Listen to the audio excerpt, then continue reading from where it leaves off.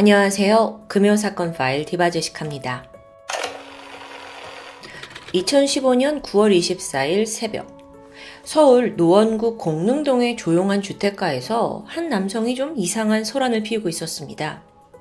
그의 정체는 군 복무 중에 9박 10일 휴가를 나온 20살 장상병이었죠. 일단 휴가를 나온 직후의 행적을 좀 살펴보면 전날 저녁 8시쯤에 친구와 함께 대학 축제에 참석했어요. 그때부터 포장마차와 편의점 등을 다니면서 8시간 가까이 술을 마셨죠. 그게 새벽까지 이어진 건데요. 이날 장상병의 모습은 단순한 술주정과는 조금 거리가 멀었습니다. 새벽 5시쯤 그는 술에 취한 상태로 어느 주택의 창문을 깨다가 발각이 돼서 막 도주를 합니다. 이 과정에서 손에 상처를 입기도 했죠. 그런데 이어진 행동이 더 기이해요. 이번엔 다른 집의 현관문을 막 두드리더니 도와주세요, 도와주세요. 도움을 요청하는 거예요. 마침 그 집에 이른 시각 아침 식사를 준비하던 70대 할머니가 계셨는데 웬 이 젊은 청년이 다급하게 막 문 두드리면서 도와달라 하니까 처음엔 그냥 내다봤죠? 근데 아무래도 이 사람이 좀 술에 취한 것 같거든. 그래서 할머니는 더 이상 대꾸하지 않았습니다. 그리고 20분 후 장상병은 또다시 다른 집에 침입을 시도합니다. 근데 이것도 실패로 돌아갔어요. 그렇게 지금 온 동네를 막 활보하던 중이었는데 5시 25분 어느 다세대 주택의 문 앞에 그가 서게 됩니다. 여기는 2층에 있는 가정집이었는데 철컥! 장상병이 문고리를 들렸는데 뜻밖의 문이 손쉽게 열려요. 당시 이 집에 살던 사람은 36살의 남성 양씨 그리고 그의 약혼녀 33살 여성 박씨였습니다. 안타깝게도 이날 이 두 사람 모두 문을 잠그는 걸 깜빡했던 거예요. 장상병은 얻어 걸린 거죠. 그렇게 고요한 집안, 그가 집안에 들어서더니 곧장 주방으로 향합니다. 그리고는 부엌칼을 꺼내 들었죠? 당시 이 집 안방에는 예비 신부 박 씨가 홀로 잠들어 있었어요. 근데 장상병이 안방으로 들어가서 잠들어 있던 박 씨를 공격합니다. 이 갑작스러운 공격에 박 씨가 비명을 지르면서 깨어났죠? 그리고 이 소리를 건너편 방에 있던 양씨, 약혼남 양씨 또한 듣게 돼요. 곧장 안방으로 달려왔어요. 그런데 이미 참혹한 광경이 펼쳐져 있었죠. 근데 이게 지금 놀랄 틈도 없이 장상병이 이번에는 양씨한테 달려들어서 막 칼을 휘두는 거예요. 두 사람 사이에 격한 몸싸움이 오갔는데 잠시 후 그나마 이 집주인 양씨가 장상병을 제압하는 데 성공합니다. 근데 문제가 있었죠. 양씨가 장상병의 흉기를 빼앗게 되거든요. 근데 이어진 막 옥신각신 몸싸움 과정에서 그 부엌칼이 장상병의 폐를 깊숙이 찌르게 된 겁니다. 장상병은 현장에서 의식을 잃고 쓰러져요. 직후 양씨는 두려움에 떨면서 밖으로 뛰쳐나왔습니다. 그리고 큰 소리로 도와주세요. 제 여자친구가 죽어가요. 누가 신고 좀 해주세요. 결국 경찰차가 현장에 나왔죠. 안타깝게도 양씨의 약혼녀 박씨는 이미 사망한 상태였습니다. 복부와 가슴 무려 10차례나 찔렸어요. 그럼 장상병은요? 그 역시 현장에서 사망 판정을 받았습니다. 자, 그런데 이때 현장에 온 경찰 입장에선 이것만 봐선 지금 누가 누구를 죽였는지 즉각적으로 파악하기가 힘들어요. 유일한 생존자인 양씨가 두 사람을 모두 살해했을 가능성을 배제할 수는 없는 겁니다. 그래서 일단 그를 유력한 용의자로 보고 수사에 들어갔죠. 하지만 주택가 CCTV를 다 살펴보니까 이 모든 게 숨진 장상병으로부터 비롯되었다는 게 드러납니다. 그 전부터 유리창 깨고 막 남의 집에 도망 다니면서 막 도와달라고 하고 그랬잖아요. 그 모습이 고스란히 남아 있었던 거죠. 자, 그러면 여기서 이 집주인 양씨와 침입자 장상병은 무슨 관계였냐? 처음에 경찰은 이 두 사람 사이에 무슨 원한이 있을 거다라고 생각을 했습니다. 장상병이 술에 취해서 이 집 저 집 돌아다니긴 했지만 이건 역시 양씨를 찾기 위한 과정일 수도 있다라고 생각을 한 거죠. 심지어 장상병은 그 사건 당일에 친구와 헤어지면서 이런 말을 했어요. 나 누구 좀 만나러 가야 돼. 누구를 만나러 간다? 자, 그렇다면 이건 장상병의 계획적인 범행이었냐? 조사 결과는 놀라웠습니다. 지난 1년간의 통화 기록, 핸드폰 디지털 포렌식, 지인들 증언 다 종합을 해서 했죠. 두 사람은 일면식도 없는 거예요. 그러니까 생판 모르는 사람들. 그럼 혹시 죽은 약혼녀 박 씨와 장상병 사이에 무언가가 있었던 건가? 전혀 아니었습니다. 이들 사이의 유일한 연결고리라고는 딱 하나. 살고 있던 공릉동이 과거 장상병이 거주했던 동네라는 그 점뿐이에요. 근데 사실 이 장상병 양씨 박씨는 같은 동네 주민이긴 했지만 딱히 인연이 있진 않았고요. 네, 이 사건은 장상병이 저지른 묻지마 살인이었던 겁니다. 보통 묻지마 살인을 하는 범인들은 정신적으로 문제가 있다거나 혹은 이미 주변 사람들이 이 사람 좀 이상한데 하고 위험을 인지하는 경우가 많아요. 그럼 혹시 이 장상병이 현재 지금 휴가를 나온 상황이었잖아요. 군대에서도 문제를 일으켰던 사람인가 봤더니 관심병사도 아니었고 오히려 모범병사에 가까웠던 사람이라고 해요. 정신병력 있던 것도 아니고요. 이거 정말 이상하죠. 그나마 지인들에 따르면 이 장상병이란 사람이 평소에 술을 마시면 다소 격해지는 경향이 있다고 합니다. 부검 결과 그날 혈중 알코올 농도가 0.191, 만취 상태였습니다.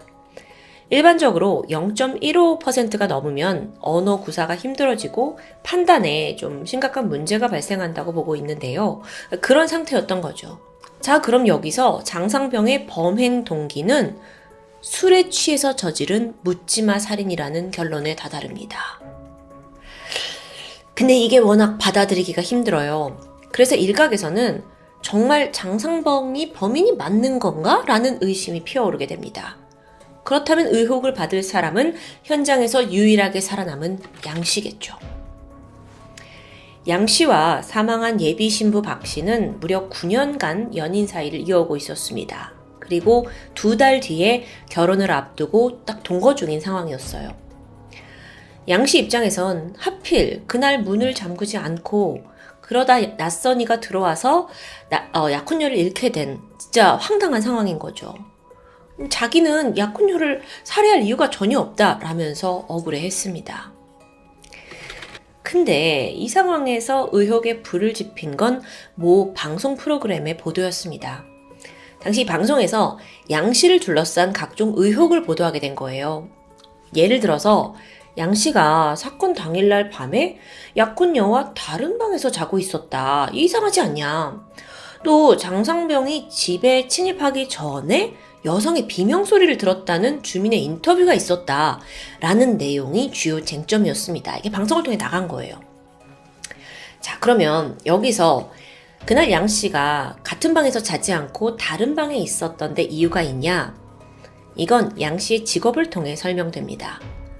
그는 낮에는 회사를 다녔지만 밤에는 틈틈이 글을 쓰는 작가였어요. 그래서 평소에도 밤 늦게까지 작업실에서 일을 하다 잠드는 경우가 많았고요. 그날 밤도 마찬가지였던 겁니다. 또한 두 번째로 쟁점이 된 그 여성의 비명소리, 그걸 누군가 들었다고 했잖아요. 사실 이게 양 씨를 의심하게 만드는 가장 큰 이유이기도 했는데요. 먼저 경찰이 CCTV를 확인한 결과 장상병이 양 씨 집에 들어간 시각은 새벽 5시 28분입니다. 그런데 주민이 들었다던 여성의 비명소리는 그보다 1분 전인 5시 27분이라고 해요. 이 제보자는 주민 A씨라고 할게요. 이 사람이 해외에 있는 아들과 당시에 이제 새벽에 카톡을 주고받고 있었는데 소리를 들었다고 해서 시간을 분명히 기억하고 있었습니다. 자, 그럼 여기서 이런 시나리오가 등장합니다. 집에 있던 양 씨가 어떤 이유로 약혼녀 박 씨를 공격했어요. 때마침 밖에서 배회하고 있던 장상병이 이걸 듣고 도움을 주려고 1분 만에 집 안으로 들어간 거죠. 그러다가 결국 양 씨의 손에 죽임을 당했다는 플롯. 물론 방송에서 이렇게 직접적으로 내비치진 않았지만 뭔가 방송의 흐름상 양 씨를 굉장히 의심하는 내용을 좀 추정해 볼 수 있었던 겁니다. 그러다가요, 결정적으로 이 주민 A씨가 5시 27분에 비명을 들었다는 진술 자체가 불확실한 것으로 드러났어요. 27분에서 30분 사이다라고 언급했던 거예요. 사실적으로는. 근데 이미 방송은 나왔잖아요. 그래서 이 여파가 굉장했습니다. 양 씨가 범인일 거다라고 의심하는 여론이 쉽게 사그라들질 않는 거죠. 여기에 더해서 이 방송이 나간 후에 양 씨가 분노에 찬 상태로 인터넷에 반박글을 올린 게 또 논란이 됩니다. 제목이 뭐였냐면 크크크 내가 그놈입니다. 공릉동 사건. 이게 말투가 좀 억울한 사람의 말투가 아니잖아요. 좀 과격하기도 하고. 그래서 네티즌들은 거 봐라 남자친구가 좀 이상하다 범인이다 라면서 그를 몰아갖고 비난하게 됩니다. 자, 여기서 사건의 진실을 밝히는 건 이제 경찰의 몫이죠. 양 씨와 장상병 중에 누가 진짜 범인인지 증거를 찾기 시작했어요. 곧이어 결정적인 게 포착돼요. 죽은 박 씨 손톱에서 타인의 DNA가 검출이 된 거예요. 근데 이게 장상병의 것이었죠. 이러면 애초에 장상병이 이 박 씨를 구하기 위해 집에 들어갔던 거는 성립이 되지 않는 겁니다. 이미 숨져 있는 상태에서 장상병과 접촉했을 가능성은 희박하기 때문이에요. 오히려 박 씨가 장상병의 공격에 저항을 하면서 몸에 남은 것으로 볼 수 있겠죠. 또한 그녀의 몸에서는 이 약혼남 양 씨의 DNA는 검출되지 않았어요. 그러면 최소한 양 씨는 박 씨의 사망과 아무 관련이 없다는 게 입증됩니다. 반면 죽은 장상병의 손톱에서 양 씨 DNA가 발견됩니다. 이 두 사람 간에 다툼이 있었다는 증거죠. 결국 이 DNA들을 통해서 범인으로 몰린 양 씨는 오직 장상병의 죽음에만 관련이 있었다라는 결론을 얻을 수 있었는데요. 약혼녀에 대한 혐의는 벗게 된 거죠. 거짓말 탐지기에서도 진실 반응이 나왔고요. 자, 그렇다 해도 지금 그가 몸싸움 와중에 부엌칼로 장상병을 찌른 것, 살해한 것만큼은 분명한 사실이죠. 그럼 여기에 대해서는 어떤 처분을 받게 될까요? 법정에 양 씨가 섰는데 나는 방어를 하는 과정에서 의도치 않게 살해를 했다고 말했습니다. 그날 어떤 일이 벌어졌냐면 일단 흉기를 뺏었어요. 이때 장상병이 그의 몸 위로 올라타서 계속 공격을 합니다. 양 씨는 몸을 제압당하고 누운 상태에서 그나마 한쪽 손이 자유로우니까 이걸로 칼을 집어들고 장상병의 옆구리를 찌른 거고요. 이게 치명상이 돼서 결국 죽음에 이르렀는데요. 실제로 양 씨의 이마와 손에선 이 저지하던 중에 생긴 상처가 확인이 됐습니다. 따라서 경찰은 양 씨의 살인이 정당방위였다라고 인정하게 돼요. 그리고 사건 발생 2개월 만에 불기소 의견으로 검찰에 송치하게 되죠. 그런데 여러분, 그거 아세요? 우리나라에서 살인이 정당방위로 인정된 케이스는 극히 드뭅니다. 양씨 사건 이전에 마지막으로 정당방위가 인정되었던 건 1990년이었는데 이게 사실 정당방위가 쉽게 인정이 되면 결국 살인이라는 행위를 저질러 놓고도 처벌을 피해갈 수 있기 때문에 이 현행법상 이 인정 기준이 아주 까다로울 수밖에 없어요. 당연하겠죠. 근데 이 사건에서 경찰은 이 사건이 정당방위가 성립된다고 봤어요. 그 근거가 뭐냐? 현재 지금 막 공격을 받고 침해를 받고 있는 중에 나를 살리기 위해, 방어하기 위해 공격했고 살인을 한 것은 정당방위라는 거예요. 조금 더 예를 들자면 가정학대를 당하는 아이가 있어요. 근데 부모를 살해할 경우 학대를 받는 도중에 방어 차원에서 살인을 하는 건 정당방위로 인정됩니다. 그런데 이 물리적인 폭력이 다 끝났어요. 그리고 잠에 든 부모를 살해한다? 이건 정당방위가 성립이 안 되고 존속살인에 해당하는 거죠. 자, 그러면 쌍방이 싸우다가 목숨의 위협을 느껴서 상대를 죽여도 된다는 건가? 물론 그건 아닙니다. 이 현재라는 상황에서 충분히 이 살인이 아니라 도저히 다른 선택지가 없을 경우에만 인정이 되는 거죠. 자, 여러분, 사실 굉장히 까다로운 기준이에요. 그래서 이걸 지적하는 여론도 만만치 않고요. 어쨌든 경찰은 양 씨가 이 조건을 충족한다고 봤어요. 당장에 닥친 위험을 제거하기 위해서 불가피했던 거라고요. 물론 그에게는 살해할 의도가 없었고 여자친구 사망과는 무관하다는 조사 뒤에 내려진 결론입니다. 그런데 이 사건은 이제부터 어렵습니다. 경찰은 그렇게 인정을 했는데 검찰은 아니었어요. 검찰에서는 웬만하면 정당방위를 쉽게 인정해주고 싶지 않았던 것 같아요. 그래서 양 씨가 검찰에 송치된 이후 무려 2년 동안이나 혐의를 벗지 못하고 계속적인 조사를 받게 됩니다. 근데 자, 당신이 죽인 거 아닙니까? 근데 내가 죽였다 한들 나한테 지금 집안에 갑자기 들어온 장상병을 죽일 이유가 뭐가 있냐는 겁니까? 나는 저 사람을 지금 처음 본 사람인데. 그러니까 아무리 봐도 이게 정당방위 외에는 사실 살인 동기를 찾기가 어렵죠. 결국 2017년 10월 검찰은 양 씨의 살인이 정당방위였다는 것을 인정합니다. 불기소 처분을 내려요. 이건 약 30년 만에 최초로 살인의 정당방위가 국내에서 인정된 케이스였습니다. 이런 특이점 때문에 사건은 많은 관심을 받았습니다. 하지만 그 누구도 양 씨 본인이 겪었을 고통에는 깊이 공감해주지 못했죠. 하룻밤 새에 일면식도 모르는 남성에게 지금 결혼 2달 앞둔 연인을 잃게 됐어요. 그리고 자기의 몸을 던져서 범인과 맞섰지만 그 과정에서 범인이 사망했고 유일한 생존자라는 이유로 졸지에 여자친구를 죽인 살인범으로까지 몰리게 된 거예요. 이 판결이 나오기까지 2년이라는 시간 동안 양 씨는 세간의 손가락질을 받아야 했습니다. 이후에 한 인터뷰를 진행했는데 그가 자기는 2년 동안 여론살인에 힘들었고 극단적 선택까지 생각할 정도였다고 고백합니다. 특히나 자신을 범인으로 몰고 간 그 방송 프로그램에 대해서 답답함을 호소했죠. 피해자의 직접적인 호소가 있었던 만큼 이런 탐사 보도 프로그램이 좀 신중하고 객관적인 제작을 해야 한다라는 생각이 드는데요. 자, 그렇게 일단락 되는 듯 했지만 여러분 어딘가 찜찜하지 않으세요? 이 사건에는 근본적인 의문점이 존재합니다. 그날 밤 장상병은 왜 살인을 한 걸까요? 아니 이전에 아무런 전조 증상도 없었잖아요. 정말 미스테리하죠. 그것도 사람을 한 번 찌른 게 아니에요. 10번 정도 찔렀어요. 처음 본 사람을요. 정말 피해자 박 씨와 양 씨 입장에서는 억울하고 분통할 입장이고 또 제3자인 저희가 사건을 바라봤을 때는 이 살해 동기가 너무도 미스테리한 부분입니다. 진실은 밝혀지고 정의를 되찾았지만 그 어떤 것도 유가족의 슬픔과 고통을 보상해 줄 순 없겠죠.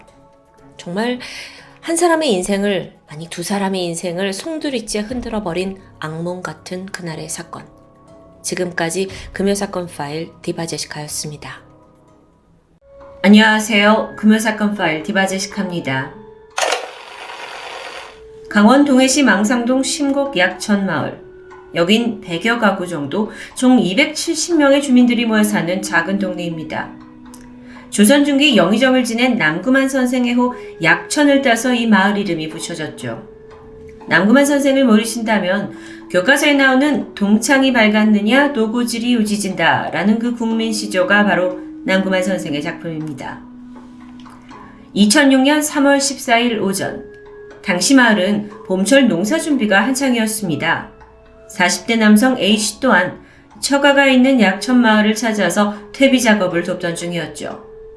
그러다 갈증을 느낀 그가 물을 찾다가 남구만 선생의 사당 약천사 중간 마당에 있는 약천 우물로 향하게 됩니다. 평소 우물은 뚜껑이 덮여져 있고 가운데 수도꼭지를 연결해서 물을 받아 마시는 방식입니다. 그런데 그날따라 시원하게 내려오던 물줄기가 찔끔찔끔 거렸고 여기에 답답해진 A씨는 아예 우물 뚜껑을 열어보게 되는데요. 예상치 못한 그것이 눈에 띄었습니다. 처음엔 뒤집혀져 있는 큰 인형이라고 생각했지만 아니었죠. 하얀 피부에 까만 머리카락이 허리까지 내려오는 여성의 형체입니다. 어떤 공포영화를 보든 이것보다 놀랄 수는 없었을 텐데 A씨는 일단 마을 통장 최 씨에게 전화를 걸었고 그가 한달음에 우물로 달려옵니다. 우물 속에 엎드린 채 등을 보이고 있는 알몸 사체. 바로 경찰에 신고가 접수됐습니다. 사건은 순식간에 작은 마을에 퍼졌고 주민들 역시 경악을 금치 못했죠.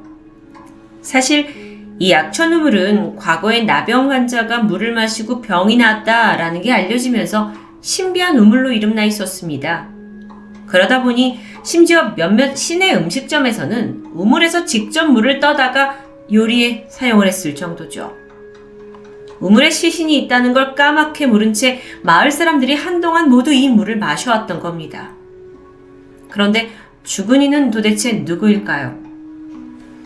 우선 약천 우물의 깊이가 불과 60cm 정도밖에 되지 않아서 성인이 여기에 빠져서 사망할 가능성은 희박했습니다.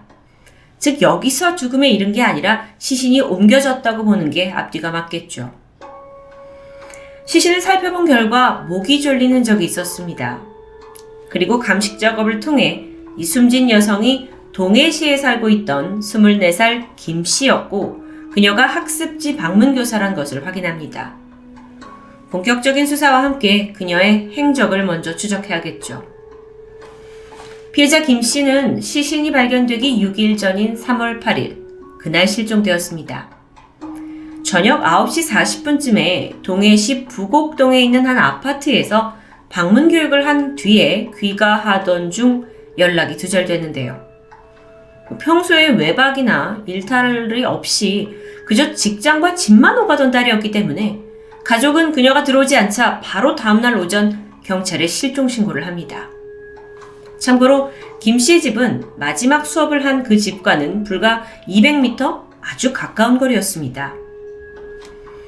다시 그 시신이 발견된 다음 날 저녁 10시에 약천마을에서 7, 8km 떨어진 동해체육관 주차장 수도가에서 김 씨가 실종 당일에 타고 다닌 빨간색 마티즈 차가 발견됩니다.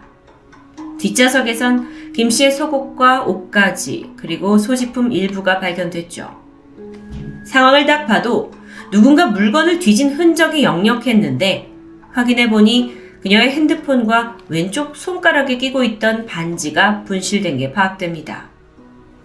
그런데 용의자를 찾아낼 어떤 지문이나 머리카락 같은 흔적은 나오지 않았습니다.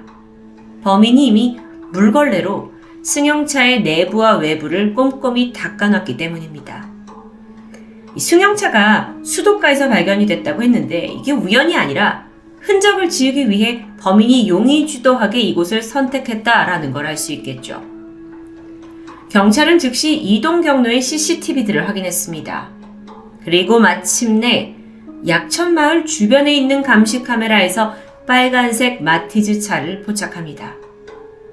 그런데 문제가 이 당시가 너무 늦은 밤이었고 또 해상도가 떨어지는 영상이어서 운전자가 여잔지 남자인지조차 판독이 불가능했습니다. 경찰은 이후에 그 약천마을에서 동해체육관에 이르는 그 경로의 CCTV들을 모두 확인했지만 안타깝게 의미 있는 소득을 찾지 못했죠. 부검 결과 사인은 목졸림에 의한 경부압박 질식사, 음부 주변에 경미한 상처가 있긴 했지만 성폭행 흔적은 발견되지 않았습니다. 다만 한쪽 귀걸이가 한 힘에 의해서 떨어져 나가게 되면서 긁힌 자국이 남아 있었죠.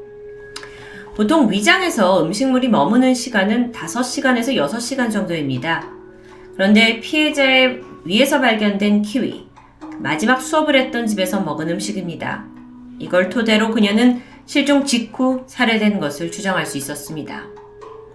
자, 그렇다면 수업을 마치고 나와서 차에 오르려던 김 씨를 범인이 납치했고 성폭행을 하려 했지만 실패, 결국 그녀를 살해한 후 피해자 빨간색 차를 몰고 북쪽으로 4km 정도 이동해서 약천 우물에 그 시신을 유기한 것으로 판단됩니다. 그리고 나서 이후에 수사에 혼선을 주기 위해서였는지 다시 차를 반대 방향으로 몰아서 남쪽에 있는 동해체육관 주차장에 증거를 인멸한 후 차를 버리게 되죠. 여기서 무엇보다도 이 시신 유기 장소가 좀 특이한데 약천마을에 뚜껑이 있는 우물이 있다라는 걸 미리 알고 대범하게 여기 유기한 걸 보면 범인은 분명 이 지리에 밝은 사람으로 추정됩니다. 앞서서 김 씨의 핸드폰이 사라졌다고 했었는데요. 그녀의 핸드폰 위치는 실종 이후 동해와 삼척에서 여러 차례 포착이 되었습니다. 이건 범인이 며칠간 핸드폰 전원을 껐다 켰다 하면서 마치 김 씨가 살아서 움직이는 것처럼 위장했다고도 볼 수 있겠는데요. 꽤 용의주도하죠. 본격적인 범인 색출에 나서면서 경찰은 우선 김 씨 주변 인물과 마을 주민들 그리고 동종 전과자를 상대로 탐문을 벌였습니다. 근데 좀처럼 용의자가 나오질 않아요. 그렇게 시간이 지나 사건 3달 후인 2006년 6월 1일 동해시 부곡동에서 또 한 번 사건이 발생합니다. 저녁에 아파트 주차장에서 승용차에 오르던 40대 여성이 등 뒤에서 나온 괴한으로부터 납치된 거죠. 범인이 성폭행을 시도했지만 격렬한 반항에 부딪히자 여성의 목을 졸라 의식을 잃게 했고 죽었다고 생각했는지 그 피해자의 승용차를 몰고는 근처 도로에 유기하고 도주합니다. 근데 이 장소가 바로 김 씨의 시신이 발견된 약천마을 근처였습니다. 천만다행으로 피해자의 숨이 붙어 있었고 의식을 찾은 후에 신고를 하게 되죠. 사건을 보고받은 경찰은 이게 동일범일 가능성이 아주 크다라는 걸 직감했고 인상착의를 조사하게 되는데 안타깝게도 정신을 차린 피해자는 범인이 30대 정도로 보인다는 거 외에는 제대로 기억하기 힘들어했습니다. 그렇다면 차에 어떤 흔적이 남아있진 않을까요? 하고 정밀 수사했지만 별다른 건 나오지 않았죠. 만약 이 사건이 동일범이라면 범인은 첫 번째 범행 후에 3개월 만에 다시 살해 미수를 저질렀습니다. 그녀가 죽었다고 만약에 생각을 한다면 또다시 그 살해 본능을 이어갈 확률이 아주 높은 상황이죠. 그런데 그로부터 3주 후인 6월 23일 저녁 40대 여성이 남편과 함께 저녁 식사를 한 후에 차를 타고 동해시 부곡동의 또 다른 아파트 주차장에 도착합니다. 이날 남편은 먼저 집으로 올라갔는데 아내가 차 안에서 친정식구와 통화를 하고 있었습니다. 그런데 이때 괴한이 조수석에 무작정 올라타더니 여성을 마구 폭행하기 시작했죠.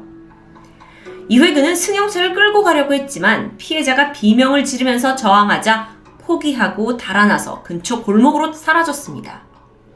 그런데 이때 심지어 목격자도 있었습니다. 아파트 발코니에서 담배를 피우고 있던 현역 군인 한 명.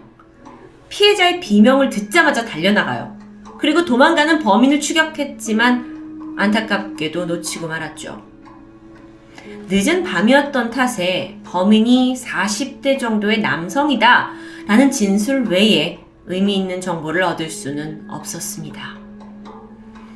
이후 경찰은 승용차를 정밀 감식하게 되는데 정말 가까스로 룸 미러 프레임에 끼어있던 머리카락 한 올을 발견합니다. 그리고 여기서 용의자의 것으로 추정되는 유전자를 확보하게 되죠. 세 번째 사건 만에 발견된 유일한 단서. 경찰은 지역에 거주하는 강력범죄자를 비롯해서 용의선상에 올랐던 주변 인물들을 대상으로 DNA 대조 작업을 벌였지만 일치하는 사람은 나오지 않았습니다. 자, 동해시 일대에서 벌어진 연이은 부녀자 납치 미수 사건. 그런데 이 사건에는 눈에 띄는 공통점이 있습니다. 이 세 사건이 발생한 장소는 물론 다 달랐지만 모두 부곡동에 있는 아파트 단지 안에서 발생했다는 공통점이었죠. 심지어 이 세 곳은 모두 반경 100m 안에 있는 곳입니다. 밤 9시 전후의 늦은 시각, 근처에서 혼자 승용차에 있던 여성들을 제압해서 납치하려고 했다라는 점. 게다가 결정적으로 피해자들이 모두 빨간색 승용차를 타고 있었다는 점입니다. 아주 특이하죠? 이건 일반적이지 않은 공통점입니다. 왜 하필 빨간색이었을까요? 게다가 김씨 사건과 그 다음 사건을 비교해보면 부곡동에서 범행을 저지르고 약천마을로 이동을 한 이 동선까지 일치했습니다. 정말 강력하게 동일범 증거라고 볼 수 있죠. 또 다른 점은 피해자 3명의 체구입니다.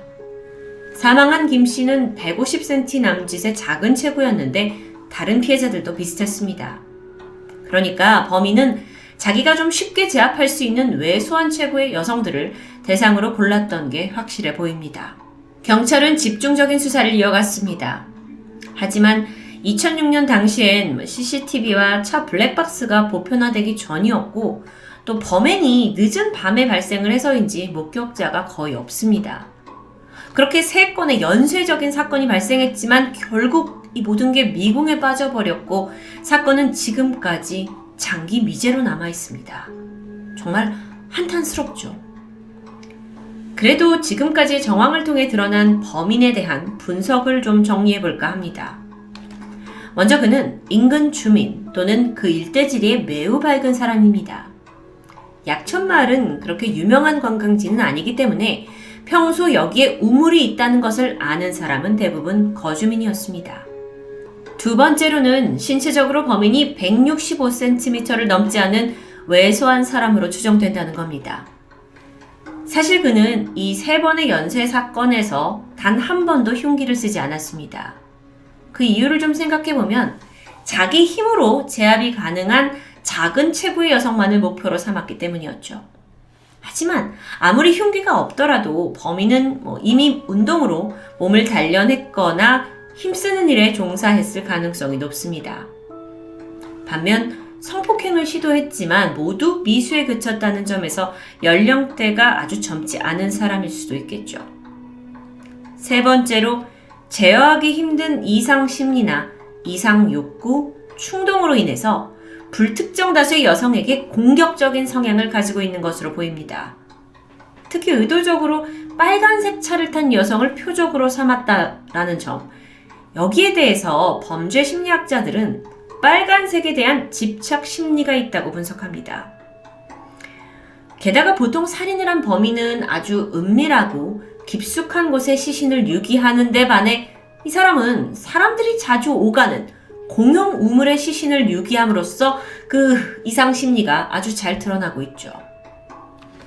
피해자들에게 접근하는 방식 역시 말을 걸어서 유인을 하는 게 아니라 갑자기 나타나서 무차별 폭행을 했다라는 것도 공격적인 성향을 잘 보여줍니다. 심지어 1차 범행을 저지르고 수사가 진행되는 와중에도 유사한 같은 지역에서 2차, 3차 범행을 했다? 라는 건 그만큼 대범함과 자신감을 보여주고 있습니다. 3차 이후에 이 사건은 미제 사건이 됐는데요. 그는 어쩌면 이 본능을 계속 숨기고 있는 걸까요? 아니면 범행 방식이 바뀐 걸까요? 아니면 우리가 놓치고 있는 걸까요? 한 범죄 심리 전문가는 10년 넘게 유사한 사건이 발생하지 않는다라는 점으로 미뤄 범인이 어쩌면 다른 지역으로 이사했을 가능성을 말합니다. 또한 자신의 행동에 죄책감을 못 느끼는 소시오패스 또는 성폭행범들이 보통 범행 욕구를 참지 못해서 추가로 범죄를 가능성이 아주 높기 때문에 지금도 어디선가 같은 범행을 하고 있을지도 모른다고 강하게 우려했습니다. 여러분, 그는 여전히 우리 사회에서 호시탐탐 기회를 노리며 숨어 있다는 뜻입니다. 하루아침에 외동딸을 잃은 피해자 김 씨의 부모는 사건이 발생한 지 16년이 흐른 지금도 범인이 잡혔다는 그 소식을 기다리며 한많은 삶을 살고 있습니다. 고작 24살이었던 딸의 창창한 미래를 뺏어버린 범인. 그는 과연 누구이고 지금 현재 어디에서 어떤 모습으로 살고 있을까요? 현재 이 사건은 강원지방경찰청 미제사건 전담팀으로 이관되어 있습니다. 2019년 3월부터 사건을 원점에서부터 다시 재검토하고 있다라고 밝혔는데요. 지금 이 순간에도 목격자의 결정적인 제보를 기다리며 범인을 집요하게 추적하고 있습니다. 제보가 이어지지 않는다면 범인은 계속 완전 범죄의 승리감에 도취해 살아가고 있겠죠. 금요사건 파일 디바제시카였습니다.